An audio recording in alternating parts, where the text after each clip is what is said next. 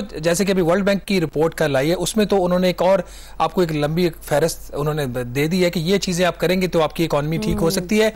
वो बाइंडिंग नहीं है पाकिस्तान के ऊपर, लेकिन कुछ उसमें चीजें अच्छी भी है और कुछ अच्छी नहीं भी है। अच्छी चीज उसके अंदर ये है वो करें कि ज़राअत के ऊपर आप टैक्स लगाएं, हमें लगाना चाहिए।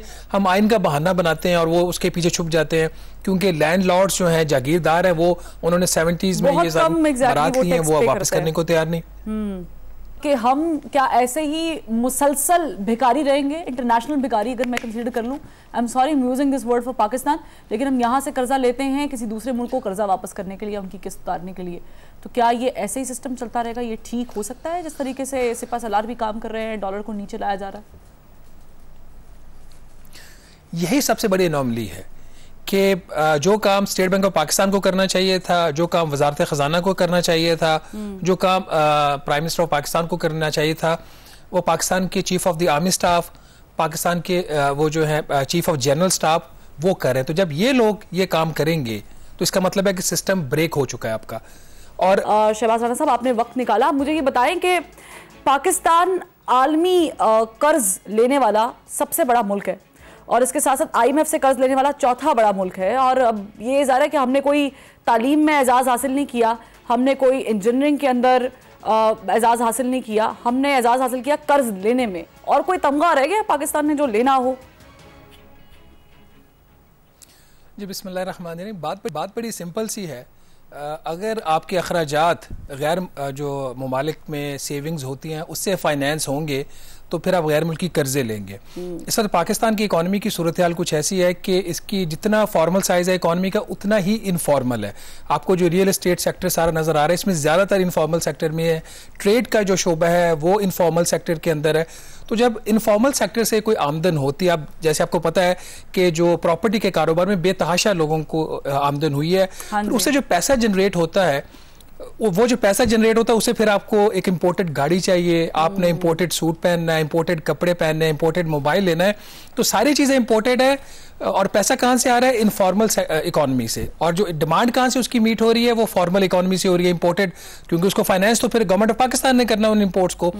As a result of that over a period of time आपने कर्जे लेते रहे और आज आप उस सूरत हाल पर पहुंच चुके हैं कि जो फेडरल बोर्ड ऑफ रेवेन्यू है उसका जो टैक्स कलेक्शन है उसका 80% तक जो है वो सिर्फ कर्जों के ऊपर सूद की अदायगी के ऊपर जा रहा है। आप ये कह रही हैं कि हमारा 125 अरब डॉलर का गैर मुल्की कर्जा हो चुका है। अगले 3 साल में, जिसमें ये वाला माली साल भी शामिल है, पाकिस्तान को तकरीबन 77 बिलियन डॉलर्स की उसकी ज़रूरियात है सिर्फ जो कर्जे लिए हुए हैं उसकी वापसी के लिए। उसके अलावा कोई 20-25 अरब डॉलर आप डाल लीजिए उस चीज़ का जो करंट अकाउंट का खसारा आपने फाइनेंस करना है, जिसके मैंने थोड़ी सी आपको एग्जांपल दी कि 22 हर चीज़ पाकिस्तान की इंपोर्ट हो रही है। तो आपकी इकॉनमी का जो मॉडल है वो कुछ ऐसा है कि वो फॉरेन लोन्स डिपेंडेंट है, वो इंपोर्ट्स ड्रिवन है। मैन्युफैक्चरिंग को आपने प्रमोट नहीं किया। जितनी भी हुकूमतें आई हैं माजी में, सिर्फ 1 या 2 हुकूमतों की बात नहीं है। जो पाकिस्तान की इकॉनमी में बुनियादी एक शिफ्ट आया ना, वो जब शौकत अजीज साहब वज़ीर आज़म थे और उससे पहले वो वज़ीर ख़जाना थे जनरल मुशर्रफ के टाइम पे, उन्होंने मैन्युफैक्चरिंग से इकॉनमी को वो कंजम्पशन के ऊपर ले गए, खपत के ऊपर ले गए। पाकिस्तान अपनी ज़रूरियात की चीज़ें खुद नहीं पैदा करता, खुद नहीं बनाता, वो बाहर से इंपोर्ट करता है। तो आपकी फिर डिपेंडेंस इतनी ज़्यादा हो गई इन चीज़ों के ऊपर कि लामहला फिर ये सूरत हाल हो रही थी जहाँ पे आज आप खड़े हैं और कोई भी फैसला आपका अपना नहीं है।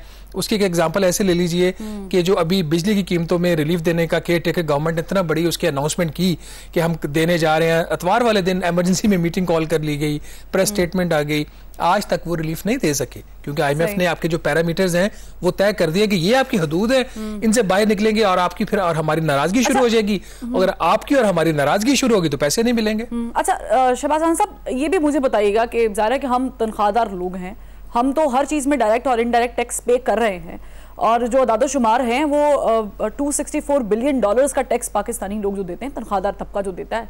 और ये I am shocked to say that कि ये टोटल एक्सपोर्ट्स और इंडर टैक्स रिटेलर से 200% ज़्यादा है। यानी आप अंदाज़ा लगाएंगे जो टैक्स इकट्ठा किया जा रहा है। लेकिन क्या हम सिर्फ टैक्स पर ही इन्हसार करेंगे? क्योंकि IMF के डेलीगेशन ने भी आना है, पाकिस्तान दौरा करना है।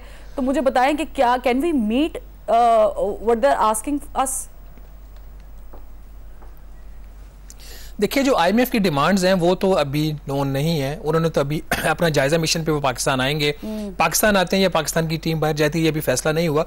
बहरहाल end October first week of November ये चीज़ें जो उनकी टॉक्स हैं शुरू हो जाएंगी, उस वक्त पता चलेगा कि आप कहाँ से माफ़ कीजिएगा आउट हैं, कौन कौन सी जो शराइत IMF की आपने तय हुई हैं वो आप पूरी नहीं कर पा रहे। अभी जो जैसे कि अभी वर्ल्ड बैंक की रिपोर्ट कल लाई है उसमें तो उन्होंने एक और आपको एक लंबी फहरिस्त उन्होंने दे दी है कि ये चीज़ें आप करेंगे तो आपकी इकॉनमी ठीक हो सकती है। वो बाइंडिंग नहीं है पाकिस्तान के ऊपर, लेकिन कुछ उसमें चीज़ें अच्छी भी हैं और कुछ अच्छी नहीं भी है। अच्छी चीज़ उसके अंदर ये है वो करें कि ज़राअत के ऊपर आप टैक्स लगाएं, हमें लगाना चाहिए। हम आइन का बहाना बनाते हैं और वो उसके पीछे छुप जाते हैं, क्योंकि लैंडलॉर्ड्स जो हैं जागीरदार हैं वो उन्होंने 70s में ये बरात ली है, वो वापस करने को तैयार नहीं। 12 एकड़ आप 13 एकड़ से लेके 25 एकड़ तक जो टैक्स है वो 100 रुपया है फी एकड़। 26 एकड़ से लेके 50 एकड़ तक है 250 रुपए फी एकड़। 50 एकड़ से अगर आपकी ज्यादा जमीन है तो आपका टैक्स है मेरा ख्याल 300 या 350 रुपए। ये मुज़ाका खेज़ है राना शहबाज साहब। मुझे ये बताएं, दो छोटे सवाल करूंगी, आप इसको कंबाइन कर लें। एक ये कि हमने किन किन ममालिक, IMF का पता है हमें, वर्ल्ड बैंक का पता है, इसके अलावा हमने कौन कौन से दोस्त ममालिक के कर्जे वापस करने हैं या देने हैं आने वाले साल में, और ये बताइएगा कि अब इसका हल क्या है। एक्सपोर्ट्स हमारी हो नहीं रही हैं, टैक्स इकट्ठा करने की हम बात कर रहे हैं, लेकिन उससे ज़ाहिर है कि गरीब लोग मर रहे हैं या मिडिल क्लास लोग ज़्यादा बोझ बर्दाश्त कर रहे हैं, तो इसका हल क्या? देखिए पैसा हमने सऊदी अरब का वापस करना है $5 अरब, मुत्तहिदा अरब अमारात का हमने $3 अरब वापस करना है। उसके अलावा हमने चाइना का वो हर साल कुछ 14-15 अरब डॉलर हमने वापस करना है, वापस नहीं कर पाते, उसको रोल ओवर करवा लेते हैं। तो ये 3 तो बड़े मैंने आपको बता दिए। फिर वर्ल्ड बैंक, ADB एशियाई तरक्याती bank, Asian infrastructure investment bank, Japan, उसके अलावा फ्रांस, जर्मनी, अमेरिका, इन सब ममालिक के हम मकरूज हैं और उनका इतना बड़ा मसला नहीं है। वर्ल्ड बैंक ADB का वो नॉर्मल कर्जे हैं, नॉर्मल इस तरीके से हैं कि अमाउंट्स तो बहुत बड़ी हैं, लेकिन उसकी जो रीपेमेंट्स होती हैं वो स्टैगर्ड होती हैं, बल्क पेमेंट्स नहीं आती। जो बल्क पेमेंट्स आपकी आ रही हैं वो चीन से आ रही हैं, सऊदी अरेबिया से आ रही हैं, मुत्तहिदा अरब अमारात से आ रही हैं, IMF की कुछ बड़ी ट्रांच आ जाती है। ये आपने यूरो बॉन्ड्स हैं, बॉन्ड आपने फ्लोट किया हुआ, अगले साल मार्च में $1 अरब वापस करना है, मार्च या अप्रैल में। तो ये वो सारे नंबर्स हैं जो ज़रा स्ट्राइकिंग और जो फिर हुकूमत को तंग करते हैं, क्योंकि ये इनकी अपनी गलत पॉलिसियाँ माजी की जितनी भी हुकूमतें रही हैं, ये तो बेचारे केयर टेकर्स, इनका तो अभी कुछ ऐसा नहीं कर पा रहे, ना इनका ये मैंडेट है ये कुछ करें। हल क्या है? हल अभी तक जितना भी आपको शोर शराबा नजर आ रहा है उसमें हल की तरफ बात नहीं जा रही। क्यों? एक UK के एक इकोनॉमिस्ट पाकिस्तान आए थे, उनका मैंने इंटरव्यू किया था। उन्होंने कहा कि पाकिस्तान की 5 से 6 बड़ी क्लासेस हैं जिसने पाकिस्तान को कैप्चर किया हुआ, उसकी इकोनॉमी को। उन्होंने कहा जी कि बिजनेस क्लास है, पॉलिटिकल क्लास है, मिलिट्री क्लास है, सिविल सोसाइटी है, ब्यूरोक्रेसी है, इंटेलेक्चुअल्स हैं, और इंपॉर्टेंटली मीडिया माउथ पीस बन जाता है उनका, इन तमाम क्लासेस का, उनके जो मफादात है उसको प्रोटेक्ट करने के लिए। तो जब ये 6 क्लासेस जो हैं जिसका उन्होंने जिक्र किया ये हिट लेने के लिए तैयार हो जाएंगी तो पाकिस्तान की जो इकोनॉमी है वो ठीक होना शुरू हो जाएगी। सही है। आखिरी में मुझे ये बताएगा राना शहबाज साहब कि हम क्या ऐसे ही मुसलसल भिखारी रहेंगे, इंटरनेशनल भिखारी अगर मैं कंसीडर कर लूँ, I am sorry using this word for Pakistan, लेकिन हम यहाँ से कर्जा लेते हैं किसी दूसरे मुल्क को कर्जा वापस करने के लिए, उनकी किस्त उतारने के लिए, तो क्या ये ऐसे ही सिस्टम चलता रहेगा? ये ठीक हो सकता है जिस तरीके से सिपा सलार भी काम कर रहे हैं, डॉलर को नीचे लाया जा रहा है? यही सबसे बड़ी एनॉमली है कि जो काम स्टेट बैंक ऑफ पाकिस्तान को करना चाहिए था, जो काम वजारत खजाना को करना चाहिए था, जो काम प्राइम मिनिस्टर ऑफ पाकिस्तान को करना चाहिए था, वो पाकिस्तान के chief of the army staff, Pakistan के वो जो है चीफ ऑफ जनरल स्टाफ वो कर रहे हैं। तो जब ये लोग ये काम करेंगे तो इसका मतलब है कि सिस्टम ब्रेक हो चुका है आपका, और इनके डंडा चलाने की वजह से आज आपका डॉलर वो ठीक हो गया है, क्योंकि लोग स्मगलिंग कर रहे थे, होर्डिंग कर रहे थे। तो ये डंडा स्टेट बैंक ऑफ पाकिस्तान ने क्यों नहीं चलाया? एक चीज। दूसरी चीज ये कि आज अगर आप करेक्टिव मेजर्स लेना शुरू कर दें as of today which we are not taking, तो 2 से 3 साल लगेंगे रिकवरी की तरफ। तो अभी तो हमने शुरू ही नहीं किया, तो फिर हम निकलेंगे कब इस सारे प्रोसेस से? It will take time.